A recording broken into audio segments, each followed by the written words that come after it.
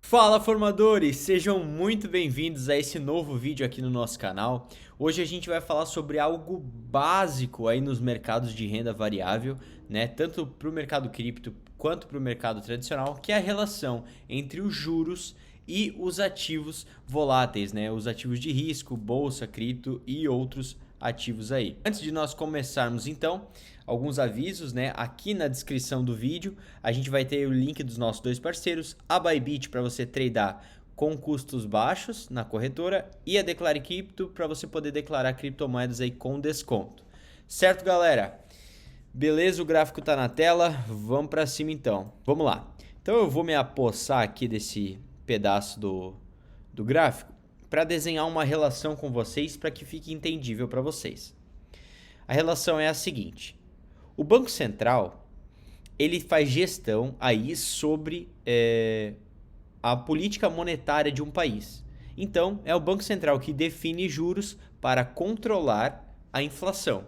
Então, o Banco Central, através da ferramenta dele, que é os juros, ele controla o quanto o país vai estar crescendo ou o quanto o país vai estar retraindo, para que também controle a sua inflação. Então, o que a gente pode dizer é o seguinte, que quando os juros ele está alto, o país ele está para baixo, ele não cresce. Por quê? Porque quando a gente tem um juro alto, as taxas de financiamentos que são corrigidas por esses juros são mais altas. Portanto, as empresas elas não se financiam, então elas têm menos dinheiro. Se elas têm menos dinheiro, elas contratam menos. Se elas contratam menos, tem menos gente empregado. Se tem menos gente empregado, vai ter menos gente consumindo. Se tem menos gente consumindo, as empresas vão estar vendendo menos, portanto vão estar lucrando menos, portanto vão estar contratando menos ainda. Então, quando a gente tem um cenário de juros alto, a gente tem um controle da inflação. Por quê? Porque sobram produtos nas prateleiras a serem vendidos, porque a população ou não está ganhando bem ou nem empregado está, entendeu? Então, a gente tem sempre essa relação. Quando a gente sobe os juros então no país, a gente arrefece a economia. A economia ela retrai e aí como retrai, sobra produto e quando sobra produto, o que a galera faz?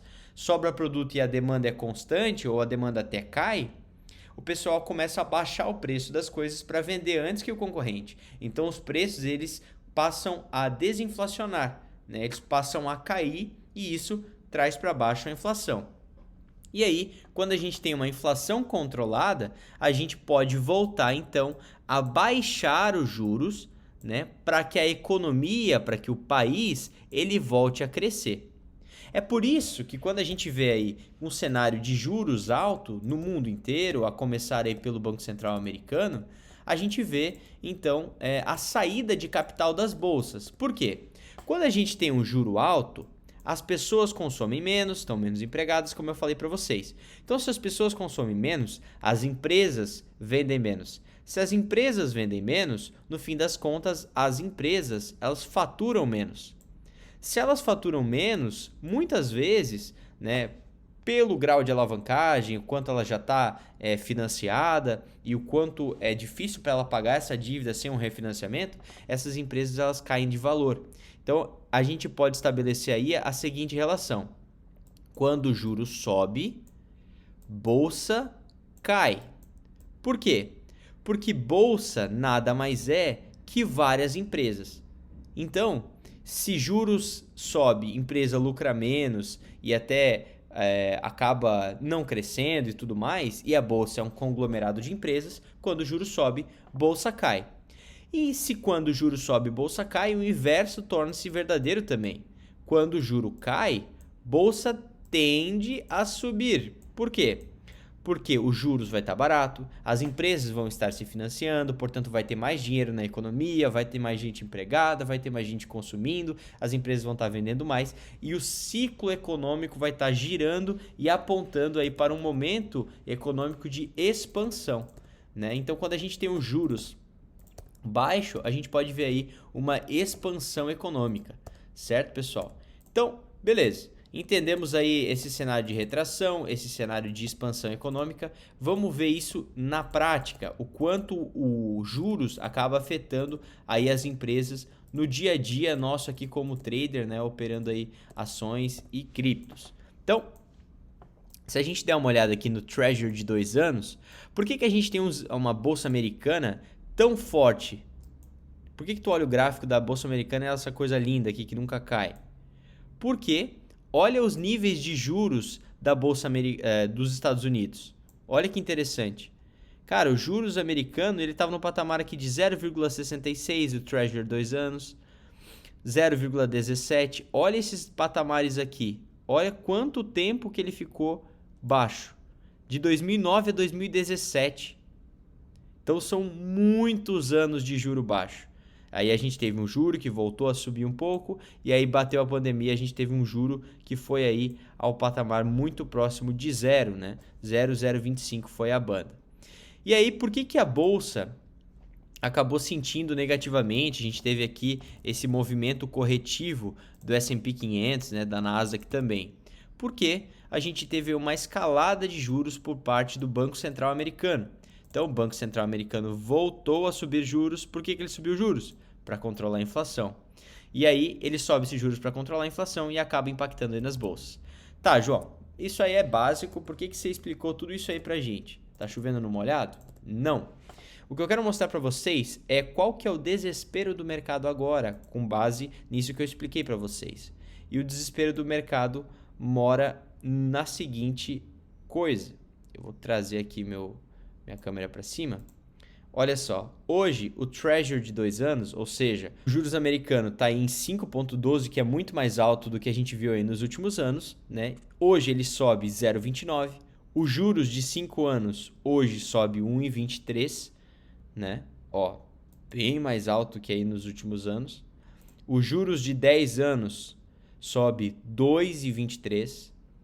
Os juros de 20 anos tá subindo aí 2,65 e os juros de 30 anos tá subindo aí 2,76. Então percebam, né? A gente tem aí um juros dos Estados Unidos que quanto mais longo, pelo menos no dia de hoje, quanto mais longo, maior é os juros. E por que isso acontece?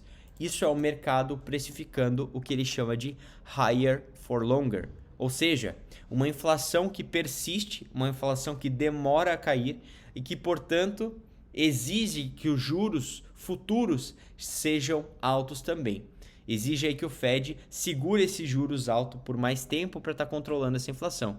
O mercado no dia de hoje acaba precificando aí uma segunda onda inflacionária lá nos Estados Unidos. Deixa eu ver se eu consigo puxar aqui para vocês verem uma coisa. Olha só, consegui puxar aqui para o cantinho para vocês darem uma olhada no negócio comigo. Olha só. Então, se a gente sabe, né, se eu estabeleci com vocês essa seguinte relação, juros para cima, bolsa para baixo e juros para baixo, bolsa para cima, eu pergunto para vocês, quem está mentindo hoje aqui? Os juros, que sobe 2 e pouco, ou a bolsa que está subindo 0,46 mesmo com juros tão forte? Existe uma divergência, portanto, aí nos gráficos do juro longo americano e da bolsa de valores, tanto da Nasdaq, o S&P e tudo mais. Se a gente der uma olhada até no índice do dólar, né, o DXY, ele é uma cesta de moedas, das moedas mais fortes do mundo aí contra o dólar. Tem libra esterlina, tem euro, tem franco suíço e tem outras moedas, né? Então a gente vê que um DXY está subindo hoje. Ou seja, isso aqui é o mundo inteiro vendendo as suas moedas, vende qualquer outro ativo, outra moeda e compra aí dólar. Por que o mundo faz isso? Porque o juro americano não para de subir e a perspectiva é que para frente ele se segure nesses patamares mais altos aí por mais tempo. Então, o vídeo de hoje era bem breve, mas era para estabelecer com vocês esse pensamento crítico de entender como a banda toca e, entendendo como a banda toca, passar a perceber movimentos do mercado que por vezes não fazem sentido, mas que apontam para um caminho, primeiro, de incerteza sobre o futuro do mercado, né? E outra também é de possíveis assimetrias. Pô, eu estou identificando que isso aqui não faz sentido. Se isso aqui não faz sentido, tende a fazer logo menos. Então, se tende a fazer, ou a gente vai ver um Treasury corrigindo forte, ou a gente vai ver o S&P e a Nasdaq corrigindo daqui a pouco. Eu não acho que os Treasuries vão corrigir tão cedo por conta dos dados inflacionários que a gente teve aí nos Estados Unidos. Então, o que possivelmente a gente verá para os próximos dias, próximas semanas ou até meses, é uma correção na Nasdaq e no S&P. Certo, formadores? Eu espero ter ajudado vocês aí com essa análise que, enfim, de alguma forma trazer para vocês um outro jeito de pensar sobre juros, sobre o movimento econômico que a gente está vendo dia após dia aí nas bolsas americanas. Tamo junto, até a próxima. Deixa teu comentário aqui se tu ficou com alguma dúvida ou se tem aí uma ideia para o nosso próximo vídeo. Tamo junto.